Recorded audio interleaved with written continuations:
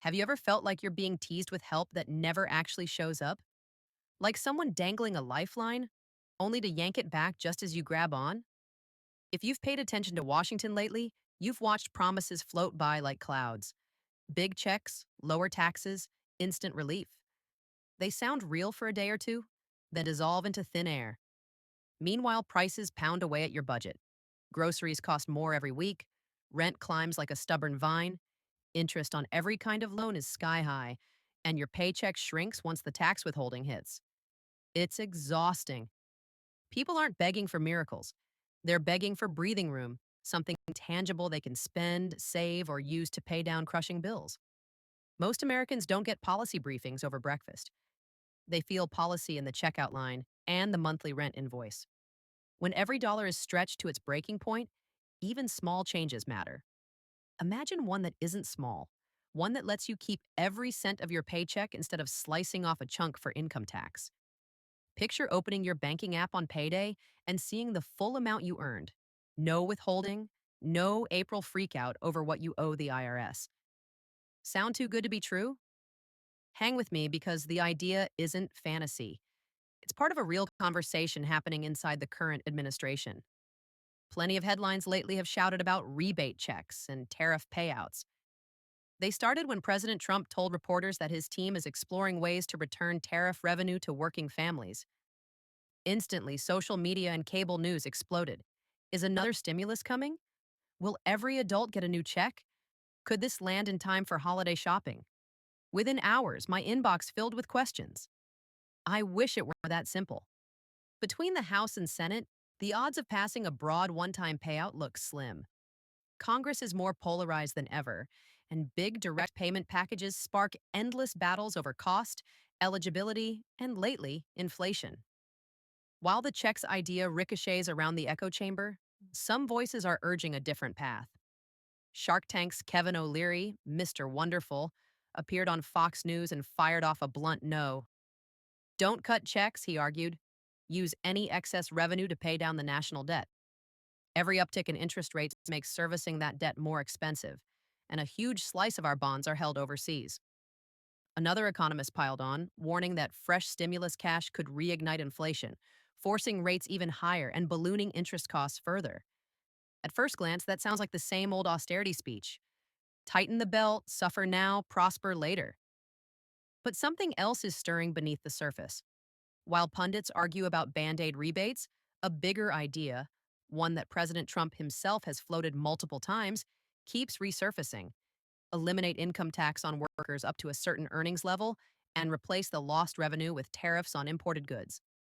In other words, move the tax burden from your paycheck to foreign manufacturers who want access to America's giant consumer market. Let's rewind a moment. Before 1913, the federal government ran almost entirely on tariffs. That system vanished when the modern income tax arrived, but the concept never died. Today, the U.S. imports roughly $4 trillion worth of goods a year. In 2024, the Treasury collected about 2.4 trillion in individual income taxes.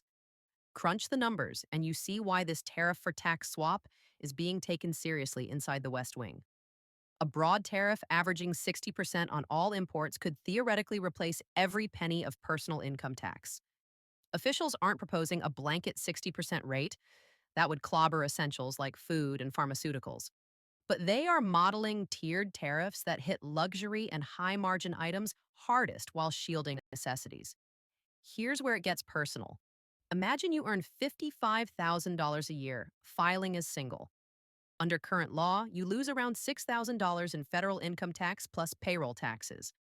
Under the plans circulating inside the administration, if your wages fall under a threshold, figures between $75,000 and $150,000 are being debated. You could owe zero in income tax. Your entire paycheck would be yours. No more withholding, no more waiting for a refund that's really just an interest free loan you made to Uncle Sam. No more dread on April 15th. That's not a one time bump, it's every paycheck, every month, every year. Skeptics immediately worry about prices. Won't tariffs just make everything more expensive and wipe out the benefit? That depends on design. Draft discussion papers circulating on Capitol Hill carve out exemptions or very low rates for raw groceries, prescription drugs, and kids' clothing, while slapping steep duties on electronics, luxury vehicles, and fast fashion items that flood in from overseas. Supporters argue those targeted tariffs would raise sticker prices mostly on discretionary goods, giving families the choice to buy American alternatives or spend their new take home pay elsewhere. There's a second piece the White House sees as a political win: seniors. Under President Trump's One Big Beautiful Bill Act, passed earlier this year, Americans over 65 already get a beefed up 6,000 extra standard deduction.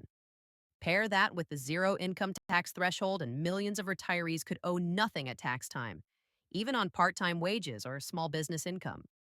For older voters living on fixed benefits, erasing federal income tax beats any $1,500 stimulus check that comes once and disappears into rising grocery bills. None of this is finished policy, and you won't find a signed bill yet. Treasury analysts are still calculating tariff brackets, trade officials are gaming out foreign retaliation, and lawmakers are counting votes. But there's momentum. Administration aides hint that a draft package could hit committee markups before year end, so it's ready for debate when the new session gavels in January. And because 2026 is a midterm year, both chambers know they need a tangible win to bring home to constituents battered by high prices. Critics haven't disappeared. They warn global partners could slap retaliatory tariffs on U.S. exports, hurting farmers and manufacturers. They insist some retailers will pass every penny of tariff cost to shoppers. They also point out that high income households would see the least relief, yet might shift investment portfolios in ways that complicate revenue projections. The White House counters that any plan signed by President Trump would include safeguards: rebate mechanisms for exporters hurt by foreign duties, caps on annual tariff rate increases, and automatic reviews if core inflation jumps above target for 2 straight quarters. For working families, the stakes are clear. A single rebate check could cover a month of rent if you're lucky, maybe a couple mortgage payments, and then it's gone. But a pay stub with no federal tax withheld? That changes your budget forever. It turns barely making it into finally catching up. It's money for credit card payoff, a reliable car, an actual vacation, or savings that keep emergencies from becoming catastrophes. So, what happens next? Over the coming weeks, congressional committees will hold hearings. Economists, union leaders, retailers, and trade groups will testify. You'll hear scare stories about $2,000 smartphones, and you'll hear rosy forecasts about reshoring factories. Expect a media circus.